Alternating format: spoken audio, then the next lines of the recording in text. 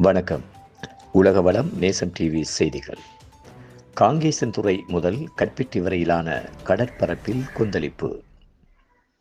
செய்தி ஆசிரியர் கற்பிட்டி MHM சியாஜ். செய்திகள் வாசிப்பவர் AL அன்சார். இனி விரிவான செய்திகள்.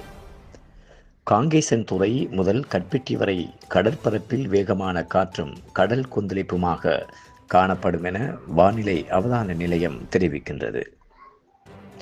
காங்கேசன்துறையிலிருந்து மன்னார் ஊடாக கற்பிட்டி வரையான கடற்பரப்புகளில் பலத்த காற்று மற்றும் கொந்தளிப்புக்கான கடல் குறித்த சிவப்பு எச்சரிக்கையை வளிமண்டலவியல் திணைக்களம் விடுத்துள்ளது.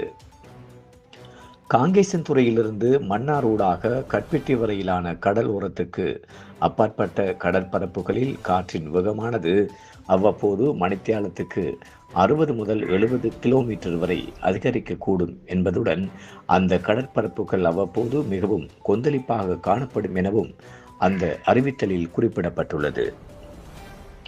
எனவே மறு அறிவித்தல் வரை இந்த கடற்பரப்புக்குள் செல்ல வேண்டாம் என கடல்சார் மற்றும் மீனவ சமூகங்களுக்கு அறிவுறுத்தப்பட்டுள்ளது.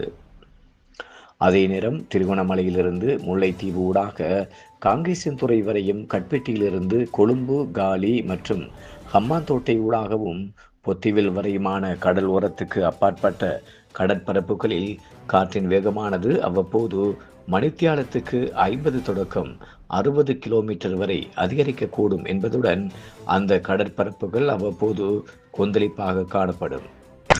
மன்னாரிலிருந்து கொழும்பு, காலி மற்றும் கம்மாந்தோட்டை ஊடாக பொத்திவில் வரையான கடலோரத்துக்கு அப்பாற்பட்ட கடற்பரப்புகளில் கடல் அலைகளின் உயரம் சுமார் 2.0 முதல் 2.5 மீட்டர் வரை உயரக்கூடிய சாத்தியக்கூறுகள் காணப்படுவதாகவும் தெரிவிக்கப்பட்டுள்ளது. இது தொடர்பாக வளிமண்டலவியல் திணைக்களத்தினால் வெளியிடப்படும் எதிர்வரும் அறிவித்தல்கள் குறித்து அவதானமாக இருக்குமாறு மீனவர் மற்றும் கடல்சார் சமூகத்தினருக்கு மேலும் அறிவுறுத்தப்பட்டுள்ளது. உலக வளம் நேசம் டிவி செய்திகளுக்காக நான் AL அன்சார்.